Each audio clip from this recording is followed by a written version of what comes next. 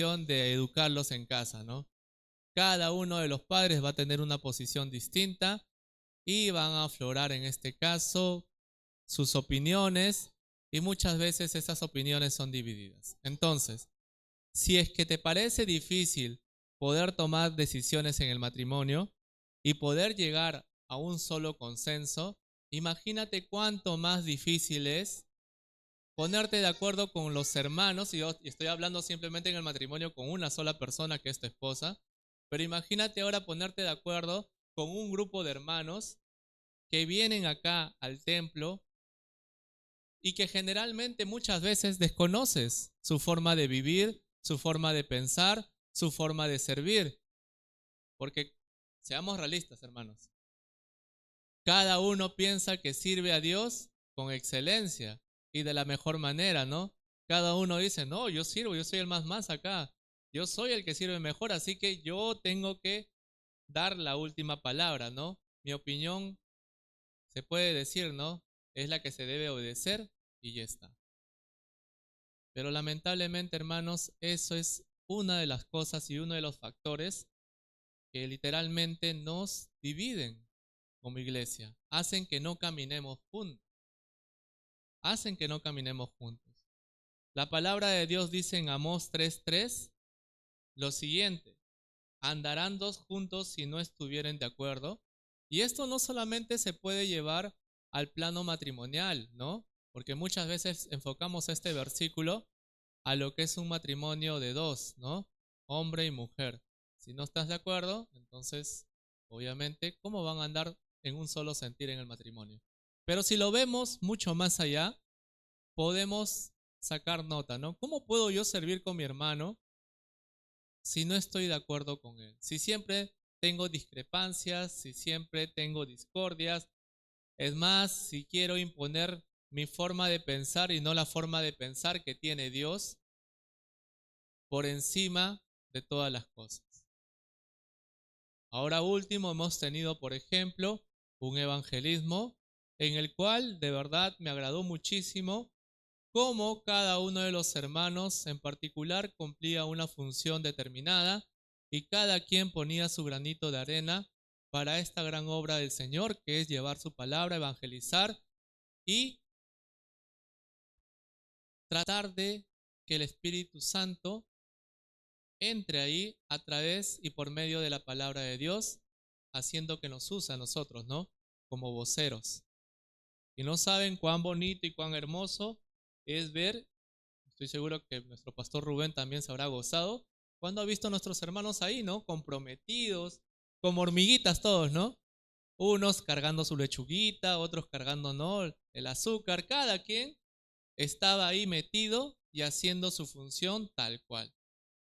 Eso es justamente lo que la Biblia y Cristo quiere, que caminemos en un solo propósito, en un solo sentir, hermano.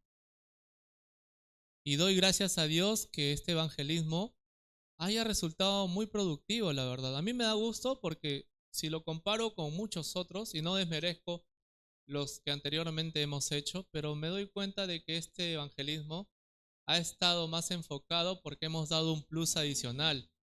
Hemos podido estar sentados, o bueno, las que han estado haciendo su manicure, ¿no? Las hermanas han podido estar sentadas tranquilamente mientras limaban las uñas, pintaban, etcétera, etcétera, poder compartir tranquilamente la palabra de Dios. No había apuro, bueno, un poco sí, pero no tanto como que cuando te acercas a una persona X, ¿no? En la calle, y esa persona ya, ya se está yendo ya, y tú tratas de frenar. En cambio, ellos vienen solitos y tú aprovechas ahí, ¿no? Y no solamente eso, sino también que los invitados o las personas o acompañantes de estas personas que se hacían la manicure también estaban ahí escuchando la palabra de Dios. Muchos varones que eran parejas de estas señoritas o señoras escuchaban la palabra de Dios y eso es una gran bendición. Yo agradezco mucho, como les digo, hermanos, que Dios se haya glorificado por medio de nuestras acciones al haber llevado la palabra y el evangelismo el día domingo, ¿no? 13. Lamentablemente, hermanos, y digo lamentablemente, siempre vamos a estar expuestos a opiniones divididas. El mundo, ¿qué te dice? El mundo se centra netamente en que cada quien se salva como se pueda, ¿no? La ley del más fuerte. Yo soy más que tú, sé más que tú, tengo más estudios que tú, por lo tanto, se va a hacer las cosas como yo quiero y como yo imponga. Pero en la iglesia no tiene que ser de esa manera. La palabra dice bien claro que el mayor de todos nosotros sea el más pequeño y que los que se consideren más fuertes soporten y carguen la carga de los, entre comillas, débiles.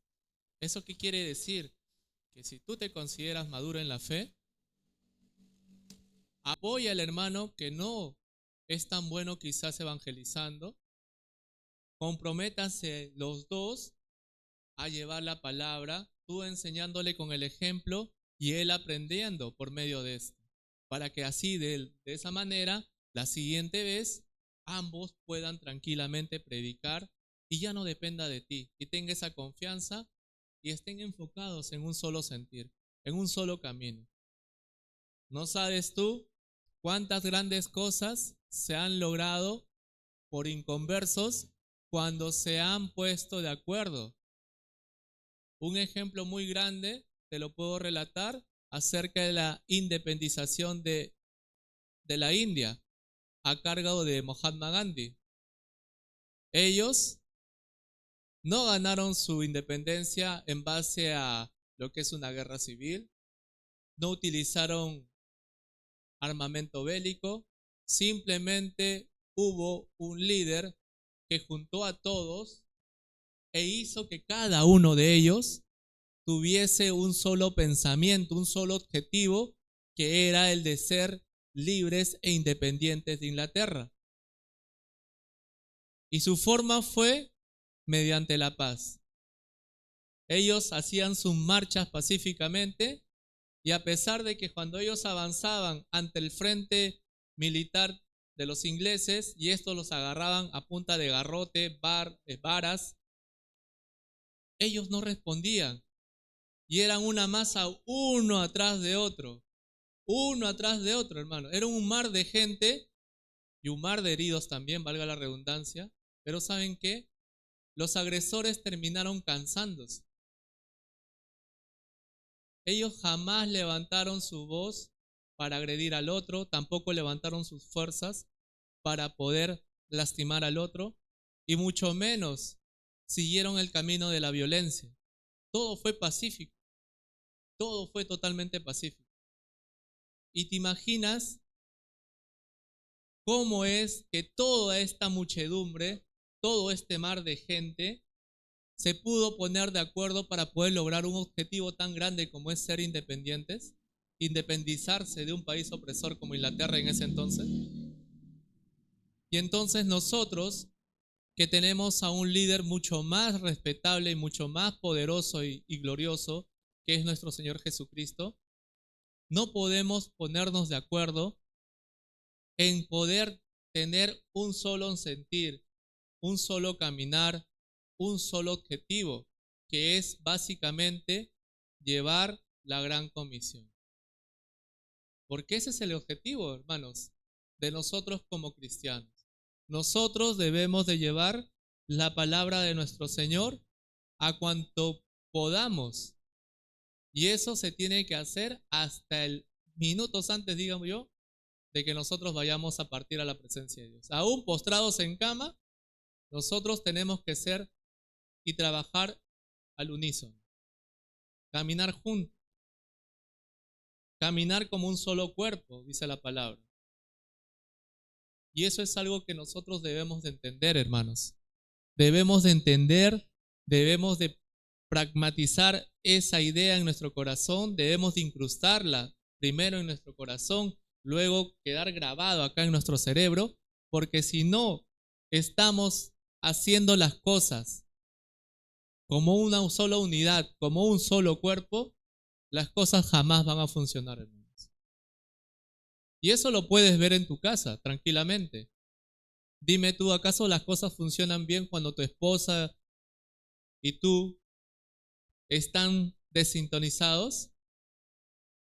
No. Tu casa se va a derrumbar. Si tú eres de las personas que dicen, no, yo no quiero disciplinar a mis hijos, y tu pareja sí, o tu cónyuge sí, olvídate, tus hijos van a salir más torcidos que rabo de chancho. Y esa es la verdad. Entonces, nosotros, como una sola unidad, debemos de caminar como un solo cuerpo. Es decir, caminar implica movimiento, dirección, es decir, ¿para dónde vamos a ir?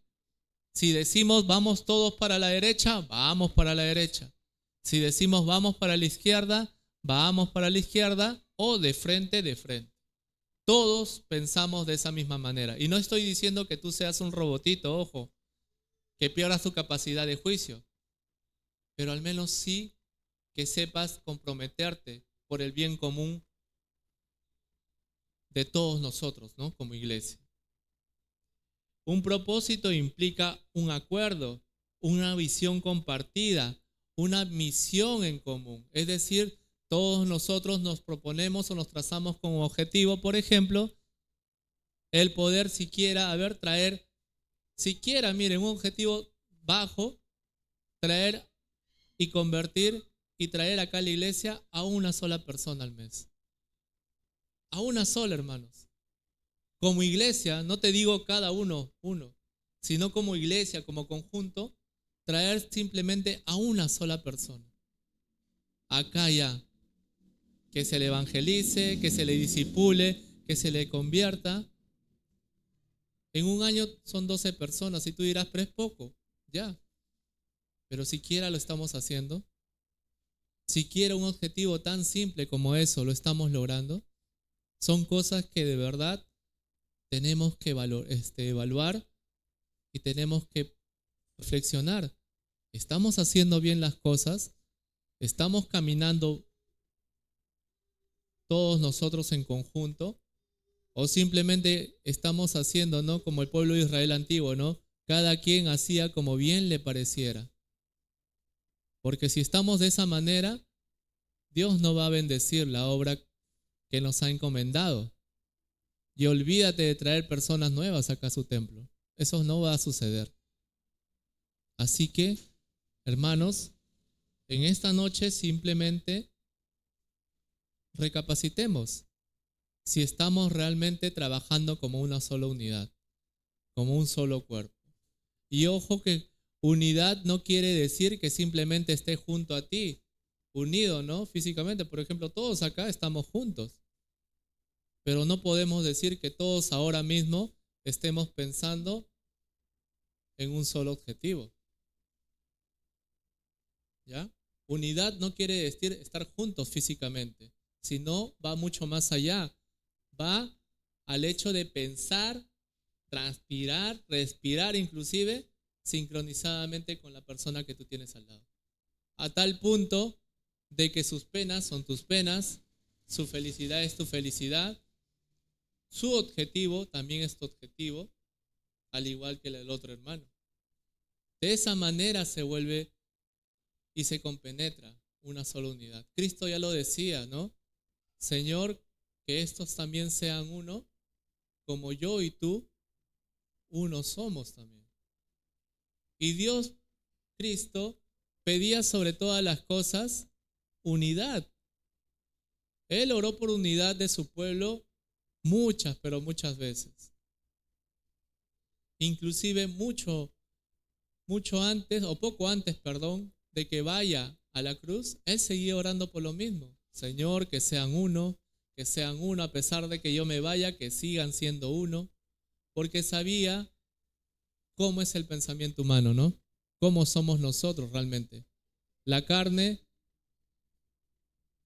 lamentablemente, va muchas veces a imponerse sobre nuestro espíritu, cosa que no debería ser así. Por ejemplo, ejemplos bíblicos de la unidad tenemos varios. Tenemos el ejemplo de la Torre de Babel. Esta se encuentra en Génesis 11:6. Dice de la siguiente manera: He aquí, el pueblo es uno y todos estos tienen un solo lenguaje y han comenzado la obra. Aunque su propósito era incorrecto, tenemos que reconocer, hermanos, que estos eran uno solo.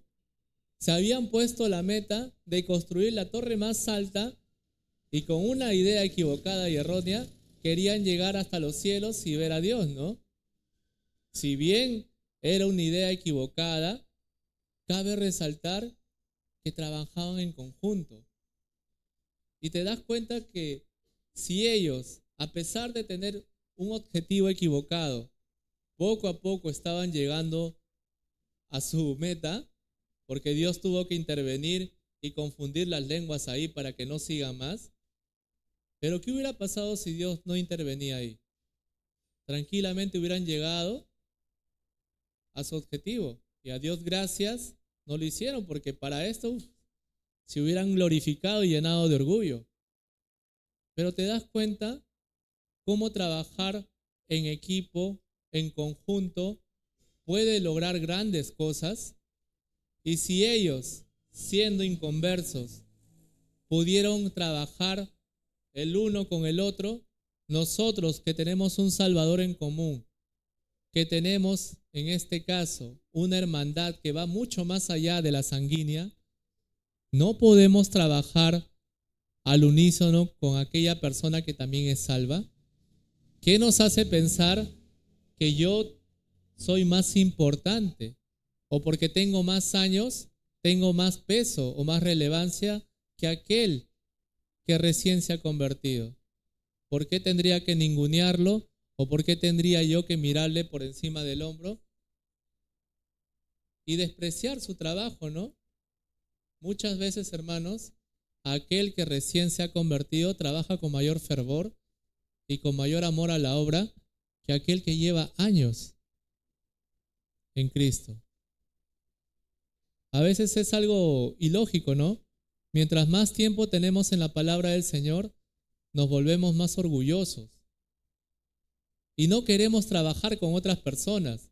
Se nos hace más difícil cuando debería ser totalmente todo lo contrario, ¿no? Al pasar el tiempo y los años, se debería de hacernos a nosotros más fácil el poder trabajar con cualquier tipo de hermano.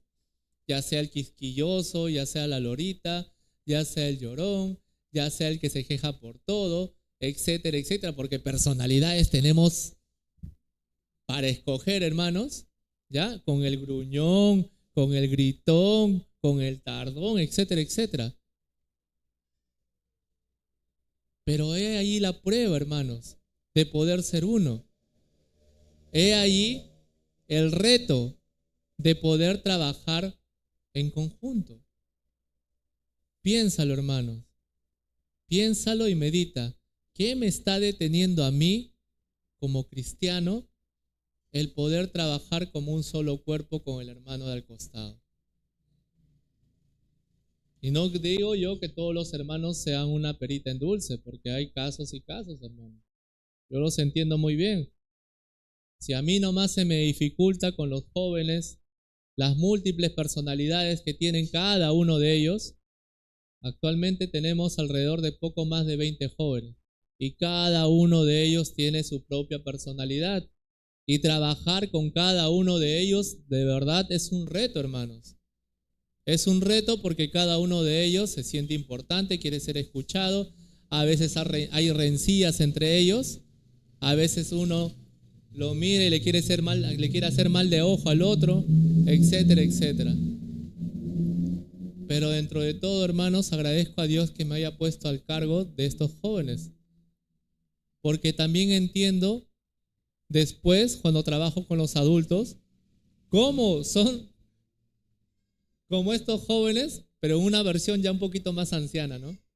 Ya más orgullosa, ya un poquito más ya cuajada, como se dice, ¿no? Ya más dura también ya. Porque a veces al joven tú le llamas la atención y te escucha y te entiende y reflexiona y recapacita. Pero una persona mayor, déjame decirte que es un poquito más testaruda. Le cuesta trabajar ahí.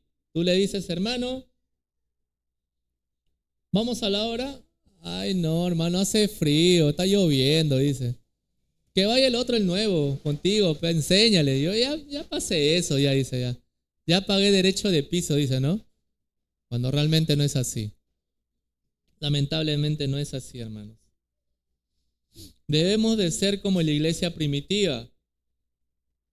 En Hechos 2:1 y también en los versos 46 y 47 nos dice, cuando llegó el día de Pentecostés, estaban todos unánimes, juntos, orando. Esta es la iglesia a la cual, de verdad, hermanos, le debemos de tener ejemplo. Esta iglesia, a pesar de sus carencias, a pesar, hermanos, de que no tenían un local propio como nosotros que tenemos ahora, ¿no? Una iglesia bonita, a pesar de que se hacía en casas, a pesar de que estaban perseguidos, a pesar de que todavía no estaban constituidos todavía los ancianos o los pastores, porque todavía estaba en proceso eso, a pesar de todo ello, hermanos, la Biblia dice que cada uno buscaba el bien del otro. Y todos estaban ahí unánimes, compartiendo el pan, orando, alabando al Señor, predicando, etcétera, etcétera. Y esta es la iglesia y ese es el ejemplo que nosotros debemos de tomar de la iglesia primitiva. Ahí no tenían celular, ahí no tenían parlante, no había micrófono, no había clases de oratoria, ahí nada de que yo soy el que hablo más bonito, nada. Ahí te puedes dar cuenta cómo cada uno trabajaba en conjunto. Y de verdad es hermoso, hermanos.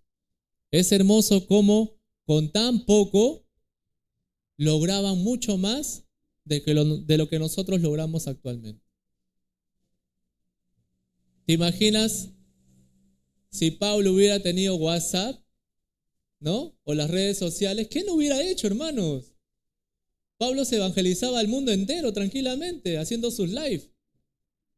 Tranquilamente, hermanos. Él lo hubiera hecho, le hubiera sacado provecho al máximo. ¿Te imaginas si hubiera habido avión en ese entonces? Hubiéramos tenido a Pablo alrededor de todo el mundo, no solamente en Asia y parte de Europa. Pero usaba la línea 11, ¿no? Puro pie y barco. Porque estaba comprometido y sabía que trabajar en conjunto era lo mejor. ¿Cuáles son los obstáculos, hermanos, que te impiden y que me impiden a mí también trabajar y caminar en un mismo propósito? El primero es el orgullo personal. Cuando uno y cada uno quiere imponer su visión. Y es lo peor de todo, hermanos. Y no solamente se da acá en la iglesia, sino también se da en el trabajo, se da en la familia, etcétera, etcétera. Cuando tú eres demasiado orgulloso, no demasiado, cuando eres orgulloso, porque es la verdad, cuando eres orgulloso, se te dificulta escuchar la opinión y el parecer de otra persona. Y es lamentable, hermano. El orgullo hace o te imposibilita el poder trabajar de la mano con tu hermano. Otra cosa también que te impide marchar en conjunto es la falta de comunicación. Cuando no se escucha el de al lado o se malinterpreta lo que él ha dicho, ¿no? Un hermano da una opinión X, ya me está atacando, pero no te quiso decir eso. Pero ya lo tachas de malicioso. Falta de comunicación o falta de entendimiento. Por último, la falta de oración y guía del Espíritu. Son estos tiempos, hermanos, los miércoles, en los cuales nosotros debemos de clamar como iglesia para trabajar unidos. Creo que los domingos llegamos alrededor de 50, 60 personas, hermanos. Y los días de oración simplemente llegamos a 15 personas a lo mucho. Es decir, la cuarta parte. ¿Y el resto de hermanos dónde están? ¿Dónde están mis hermanos que deberían estar acá orando con nosotros, pidiendo a Dios que seamos uno? Los días de oración, hermanos, no son simplemente, cuando estoy mal, o cuando algo me aqueja, o cuando tengo necesidad de alguna cosa, sí voy a venir al tiempo de oración para que oren por mí. Le voy a decir, hermanito, ore por mí, por favor, porque, no sé, mi mascota está mal, etcétera, etcétera, necesito dinero, no tengo finanzas, no hay trabajo, etcétera, etcétera. El tiempo de oración, hermanos, no es para la conveniencia propia, es para pedir cosas que glorifiquen a Dios. Y si todavía no lo hemos entendido, debemos de madurar mucho más. Tengamos cuidado, hermanos. No caigamos en el sedentarismo de simplemente venir los domingos y dar por concluido, ¿no? De que ya cumplí esta semana, entonces ya no me van a decir nada los demás hermanos. Queda a la conciencia de cada uno de nosotros. Si tú realmente das por sentado o simplemente no te tomas por importancia el que trabajes en la obra del Señor como uno solo, ¿qué clase de cristianos entonces estamos siendo? ¿Te molesta cuando tu hijo no te hace caso, sí o no? Cuando no te ayuda, cuando no trabaja contigo, cuando toda la carga es para ti, ¿no? ¿Sabes qué? Él lava los platos. Ya, mamá, ya lo voy a hacer. Y al final no lo hace y terminas haciéndolo tú. Limpia el baño. Ya. Y no lo hace y lo terminas haciendo tú. Y tú como padre te enojas. ¿Cómo crees que se siente Dios cuando no estás haciendo el trabajo que deberías de estar haciendo en conjunto con tus hermanos? ¿Tú crees que Dios se va a alegrar? ¿Va a estar feliz? ¿Te va a estar aplaudiendo? ¿Va a estar sacando pecho diciendo, no, ese es mi hijo, caracho, que yo lo he salvado? Aunque no haga nada, pero yo lo he salvado. Yo creo que Dios no se alegra, no se goza, ni mucho menos le trae gloria el no estar trabajando en conjunto con los hermanos. No somos islas, hermanos. No somos tampoco superhéroes, no somos crack evangelísticos. Necesitamos trabajar en conjunto, el uno con el otro. Porque cuando yo fallo, el otro me levanta. Y cuando mi otro hermano falla, yo soy el que soy de ánimo para él. Así funcionan las cosas. Ninguno de los otros busca su conveniencia, sino todos buscamos el bien común. Entonces, ¿cómo debería yo de caminar en un mismo propósito? Primero, orar por tener la mente de Cristo, la misma mente de Dios, de Jesucristo. Dice Filipenses 2, del 1 al 5, haya pues en vosotros este sentir que hubo también en Cristo Jesús. Nosotros debemos de implorar y orar a Dios para que nos dé el mismo sentir que Cristo tuvo acá, cuando estuvo en la tierra. Sentir como el de humildad, el de servicio y el de obediencia al Padre. Jesús cuando estuvo acá no buscó lo suyo, no buscó fama, no buscó ser alabado. Al contrario, buscaba siempre el bienestar de los demás. Y eso lo podemos ver desde los milagros que Él hizo hasta cómo compartía Él la palabra del Señor. Con gran fe, con gran fervor y con gran ahínco. Y no solamente Él se jactó y dijo, yo quiero ser la superestrella, sino formó un grupo de discípulos, apóstoles, para que también trabajasen con Él en conjunto. Los preparó, los capacitó y luego simplemente hizo que cada uno de ellos trabajara en mancha, como una manada, ¿no? Nosotros debemos de hacer lo mismo, hermanos.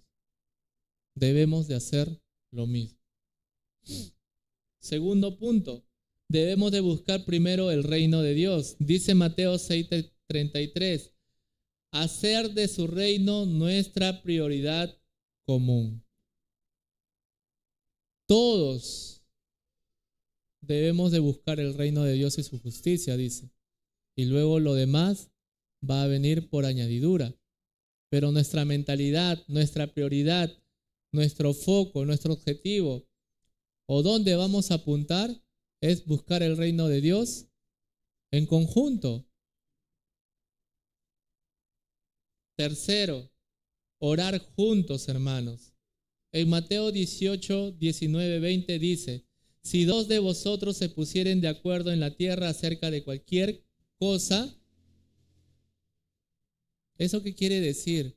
Que si yo me oro contigo, hermano, en un solo objetivo, en un solo propósito, esa oración va a tener, entre comillas, ¿no?, más peso, se podría decir. ¿Por qué? Porque estamos pidiendo algo en común. Y si a eso le añadimos a una persona más, y a eso a otro hermano más, y a ese otro hermano más, y toda la iglesia está orando unánime, se pueden lograr cosas maravillosas. Yo recuerdo muy bien allá por el año, no me acuerdo, creo que 93 era, o 92, iba a venir acá, a Perú, este cantante famosísimo en ese entonces que era Michael Jackson. Y Michael Jackson, ustedes saben que en ese entonces era un símbolo de depravación sexual total, total. Pero el mundo lo aplaudía, ¿no? ¿Quién no quería escuchar mundanamente a este cantante que bailaba, que cantaba, que tocaba, etcétera, etcétera? Pero ¿sabes qué pasó? Yo recuerdo muy bien por esta emisora, este programa Contacto, no sé si seguirá, la verdad, ¿no? Pero era un Radio del Pacífico, ¿ya? Pasaban siempre el mensaje: iglesias, hermanos, oren por favor para que este cantante no pueda venir acá a Perú. Que aparezca un estorbo o algo que se le imposibilite realmente no venir acá. Hermano, fue una cadena de oración tan brutal que a pesar de que ya habían tenido su estrado ya armado, todo ya listo para el show, él no vino. Y yo era un niño, de verdad. No lo entendía en ese entonces. No sé, tendría cuántos años, 8 años, 9 años, pero sí me acuerdo de eso.